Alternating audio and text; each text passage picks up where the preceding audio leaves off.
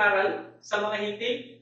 Ngayon, masama bang sabihin ni Apostol Pablo na ako ay isa ring apostol sa madaling salita?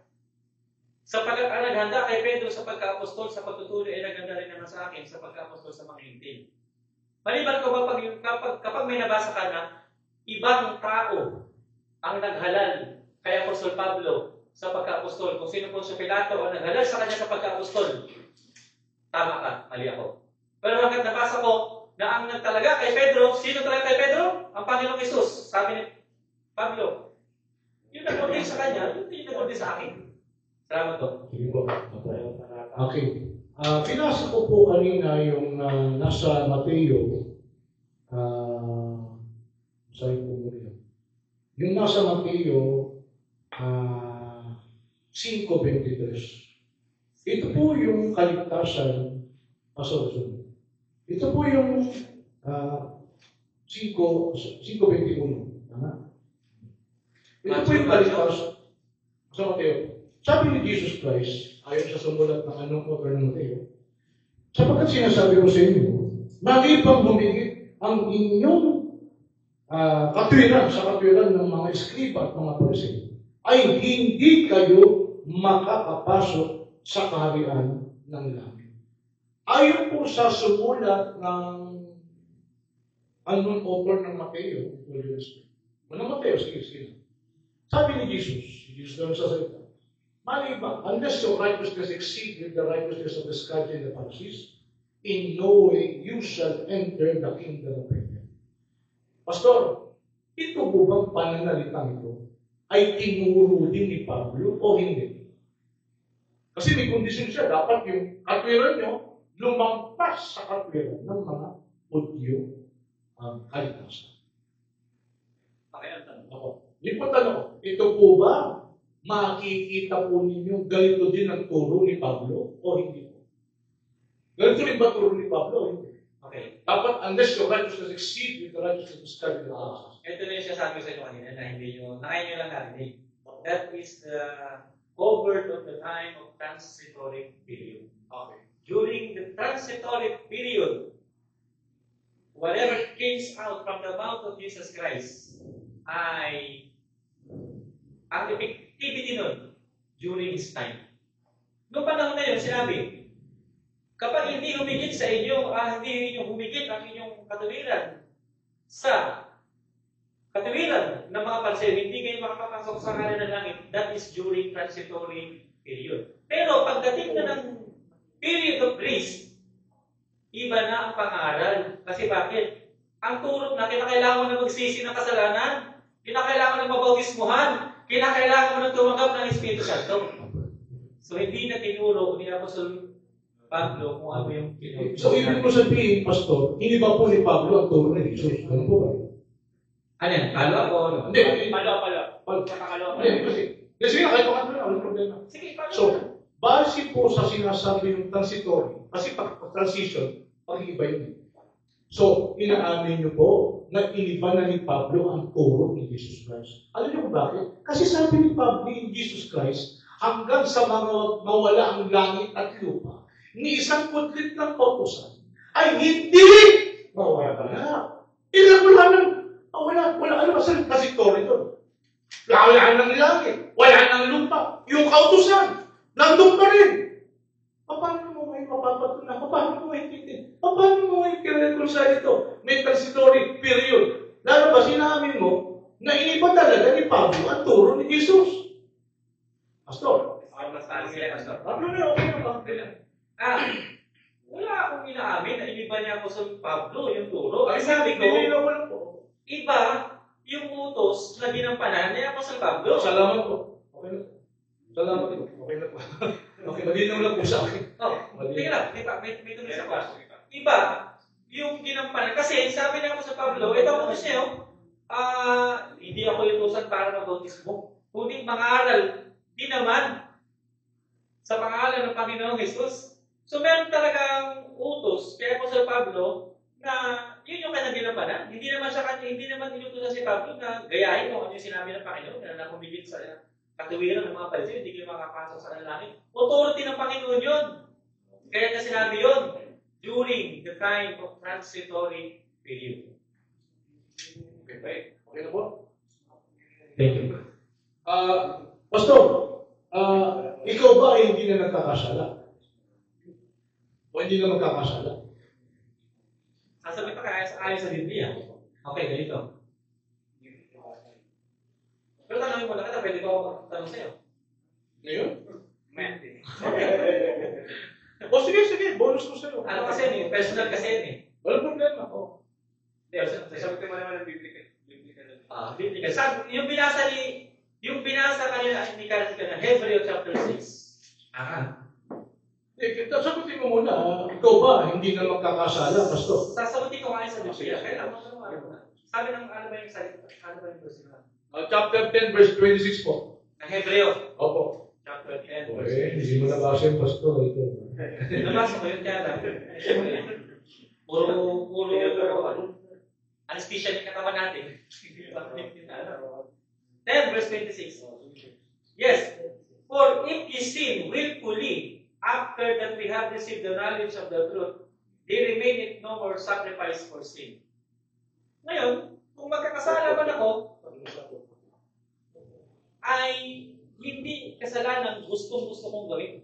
Yan ang pamatayan ng Biblia eh. If you sin willfully, ano ba? Na hindi na ibig sabihin ng willfully? Sinasadya. Mali ba sinasadya? Bakit? May kasalanan ba hindi sinasadya? Hindi, sabi ng Biblia, Sa New Testament pa, may kasalanan hindi sinasadya. sabi ng Biblia, sa aklat ng unang Juan, may kasalanan ikamamatay at may kasalanan hindi ikamamatay. Actually, out of sabi ng Biblia, may kasalanan. Correction lang. May kasalanan. Kaya ako tinanong yun kasi sabi kasi niya, may pasalin siya sa akin. Kayo pala, nagkakasala pa rin ulit. Sabi ni Karashi, hindi mo kaya mangako na hindi na magkakasala. Oo. Inano niya ako doon, nagpasalin siya sa akin. Sabi niya, ikaw pala, magkakasala pa rin ulit. Sabi ko, balikan naman kayo sa dating gawin. Dapat patayin ng kasalanan eh. Ngayon, ang pagkakaintindi ko nun, pinatay niya rin kasalanan ng ginagawa na dati. Therefore, hindi na siya gumagawa ng kasalanan. Gusto ko lang maging malinaw. Ikaw ba, pastor, hindi na nagkakasala o magkakasala? O, pwede ka pa rin magkasala. Yun yung pinakahuli, yun yung pinakamagandang tanong. Yung huli sa tatlong ano mo, yun ang pinakagusto ko. Ikaw ba hindi na magkakasala? Ayun, yun ang pinakagusto ko. Ano? Bilang tao, may posibilidad na magkasala ka. May posibilidad na magkasala ka. Pero ang pamatay ng Biblia, if you sin willfully, gusto mo talaga yung ginagawa mong kasalanan at hindi ka napipilitan, sabi ng Biblia, wala nang hain. Pero malawak na paksayan eh, pagdating sa amin eh.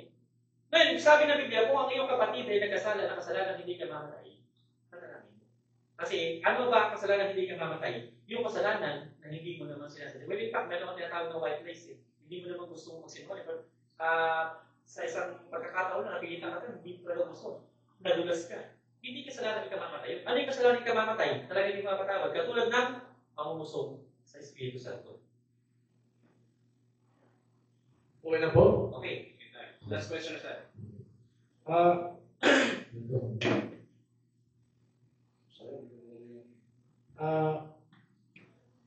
Ito.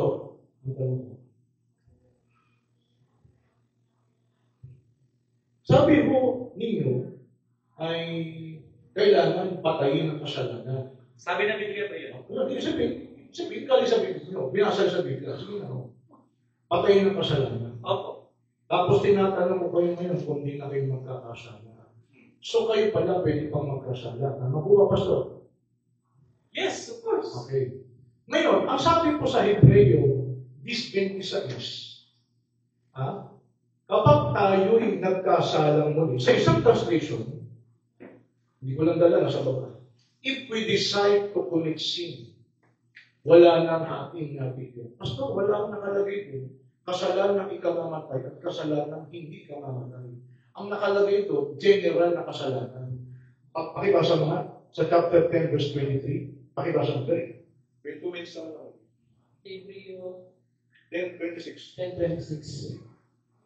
Ito po ang mababasa natin sa Hebreo 10:26. Sapagkat kung ating sinasadya ang pagkakasala, pagkatapos ng ating matanggap ang pagkakilala sa katotohanan, ay wala ng haing natitira pa tungkol sa mga kasalanan, kundi isang kakilakilabot na paghihintay sa paghuhukom at isang kabangisan ng apoy na lalamon sa mga kaaway. Ito, gawin ko ng last question ko, kaya ikaw ulit sa question mo. Pastor, di ba malinaw naman dito? Sinasadya ang pagkakasala. Kanya naman kasalanan sinadya eh. Bakit? Sa New Testament ba? Meron pang kasalanan hindi sinasadya? Wala namang ganun eh. Kaya kasalanan sinasadya. Pag nagdadrive ka, balain. Bro, nagdadrive ka. Nasa SLS. Huwag mo na pintuloy niya. Iba na ng tao. Nagdadrive ka. May tumawid sa SLS. Bawal tumawid doon eh, tama? May tumawid doon taong grasa kasi kasama mo namatay. May kasalanan ka ba sa Diyos? Wala. Pero sabi, pag sinadya mo kasalanan, ang kasalanan sinasadya. Ang bad news, di ba? Wala nang haing natitira pa. Ibig sabihin, Pastor, kahit pinatay mo na yung dati mong kasalanan, pinaamin mo ngayon, bilang tao magkakasala ka pa rin. Lalabas, wala nang haing natitira, wala nang kaligtasan, kundi impyerno na. Ang sabi po sa Hebreo 10:26. Ano pong interpretation ang mababasa mo sa akin patungkol dyan sa chapter 10, verse 26? Apostolic. Cut muna tayo. Sorry. Last question. Pakailan tanong mo habang nakaka-live pa yan? Hindi na eh. Hindi na lang. Teka muna. Huwag muna tayo. Pakailan tanong mo. Chapter 10, verse 26 ba? Start pa. Ano ka sa Collect tayo. Ngayon, interpretation. Anong interpretation ng apostolic ang mababasa mo sa akin? Sa aking interpretation, sa aking pagbabasa, at tulad na rin ng ibang mga talata sa version. Isang version kasi, yung dala ko lang, mamaya dadalhin ko kung gusto mo. If we decide to commit sin, kung magdidesisyon pa lang, nagagawa tayo ng kasalanan, wala na nga ay natitira. You are God's enemies already. Okay? O tapos, so ano ngayon ng apostolic interpretation?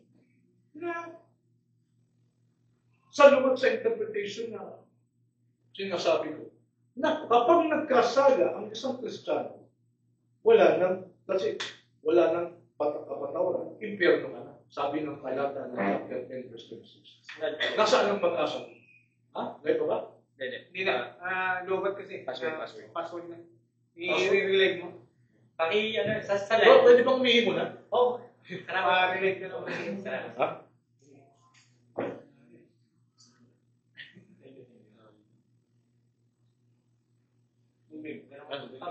Alis lang tayo bro Guys, pwede na ba ito pamigay o mamaya na? Sige na, pamigay nyo na. Hindi, sa mga ano lang. Ay, ito, yan, pala. Alam mo. Sige, pamigay nyo na bro. Pamigay nyo na.